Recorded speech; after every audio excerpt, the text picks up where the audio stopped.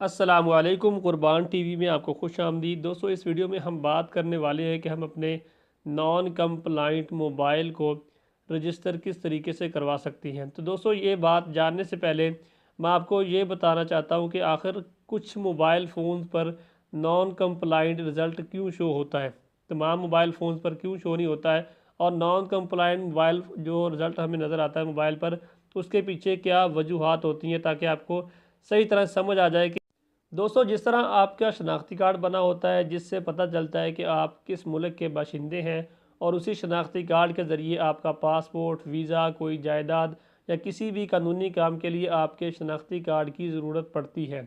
और हर शनाख्ती कार्ड का नंबर अलग होता है, क्योंकि ये हर एक की अलग पहचान बताता है, और ये शनाख्ती कार्ड सिर्फ नादरा ही आपको बना कर देती है, उसके अलावा कोई नहीं बना सकता।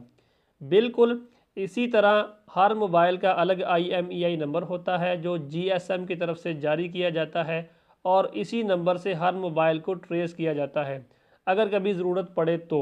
लेकिन मसला ये है कि IMEI नंबर को दूसरे मोबाइल फ़ोन पर डाला जा सकता है गैर कानूनी तरीके से।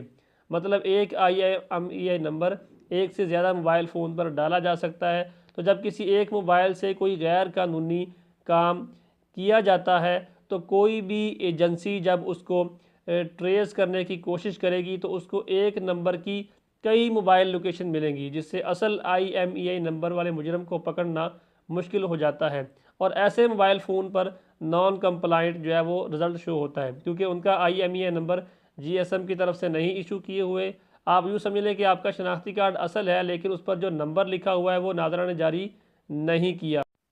अब या तो ये नंबर किसी और शनाख्ती कार्ड वाला आपको दे दिया गया है, या फिर इस शनाख्ती कार्ड को कानूनी तौर पर रजिस्टर ही नहीं करवाया गया है।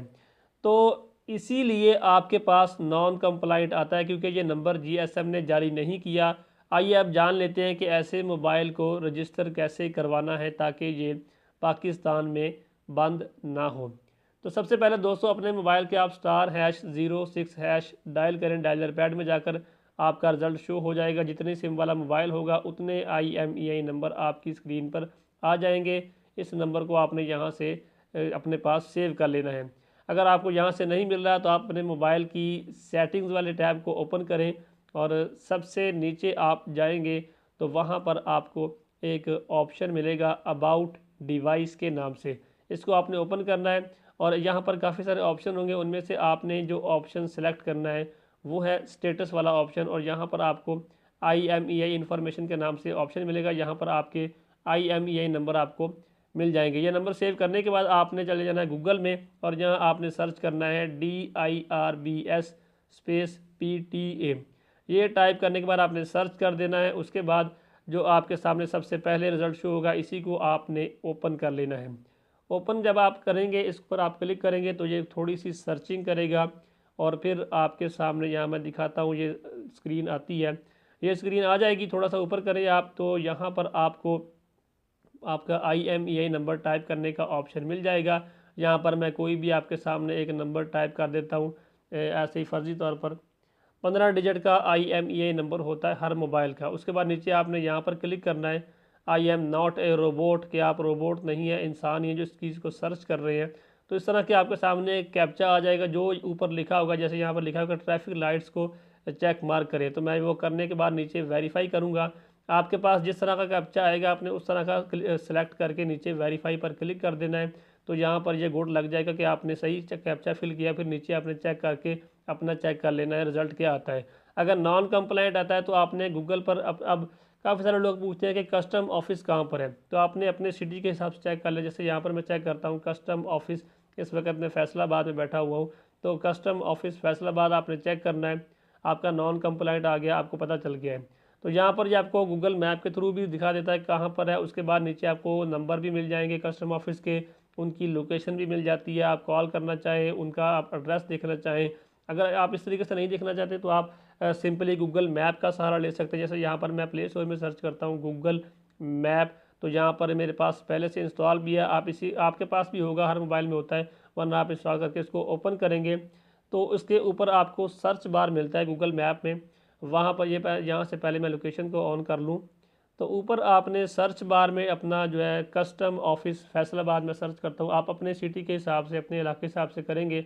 जैसे यहाँ पर मैं करता हूँ कस्टम ऑफिस फैसलाबाद में, फैसलाबाद का कस्टम ऑफिस देखना चाहता हूँ, तो ये मुझे रिज़ल्ट शो करवा देगा। और नीचे ये मुझे डायरेक्शन भी दिखाएगा, कॉल के लिए उनके नंबर्स वगैरह भी दिखाएगा, उनके ऑफिस का पूरा मुझे जो है नक्शा दिखा देगा। यहाँ से आप कॉल का नंबर देखना चाहते हैं, कोई हेल्प लेना चाहते हैं। उसके अलावा अगर आप डायरेक्शन पर क्लिक करेंगे तो ये आपको दिखाएगा कि जहाँ पर आप बैठे हुए हैं वहाँ से कस्टम ऑफिस का जो है कितना फासला है, किस तरीके से आपको जाना पड़ेगा, किधर किधर से आप वहाँ पर पहुँच सकते हैं। उसके बाद दोस्तों अगर यहाँ से मैं बैक आता हूँ तो फिर मैं आपको कुछ और ऑप्शन भी दिखाता हूँ।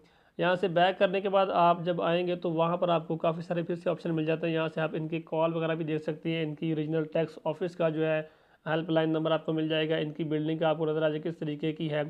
तो आप यहाँ से कॉल भी करके पता कर सकते हैं। इनके टोल फ्री नंबर भी यहाँ पर शो हो रहे हैं, इनका जो है जीमेल आईडी एड्रेस है वो भी शो हो रहा है, इनकी वेबसाइट भी आपको नज़र आ रही है।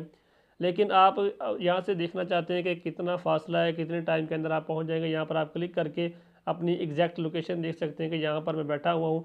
नीचे आपको जो कार के आइकॉन का ऑप्शन नज़र आ रहा है तो ये आपको दिखा देगा कि यहाँ से आपको किस तरीके से जाना है। वहाँ पर जाएँ आप अपना कस्टम ऑफिस के अंदर और वहाँ पर जाकर उनको बोलें कि ये मेरा मोबाइल है, ये मेरे नाम पर रजिस्टर कर दें, तो वो आपका रजिस्ट्रेशन आपके नाम पर कर देंगे कस्टम ऑफिस वाले।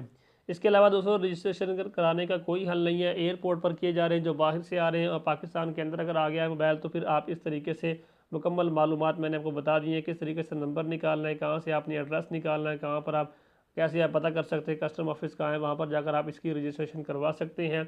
1 दिसंबर से पहले पहले ऑटोमेटिक रजिस्ट्रेशन हो रही थी, उसके बाद अब आपको ख़ुद ही रजिस्ट्रेशन करवानी पड़ेगी कस्टम ऑफिस में जाकर। इस वीडियो में बस इतना ही। वीडियो को लाइक करना मत भूलिएगा, चैनल पर नए हैं तो फ्री में सब्सक्राइब कर लें, बेल आइकन को दबा लें ताकि आपको आने वाली मालूमाती वीडियोस भी सबसे पहले मिलती रहें।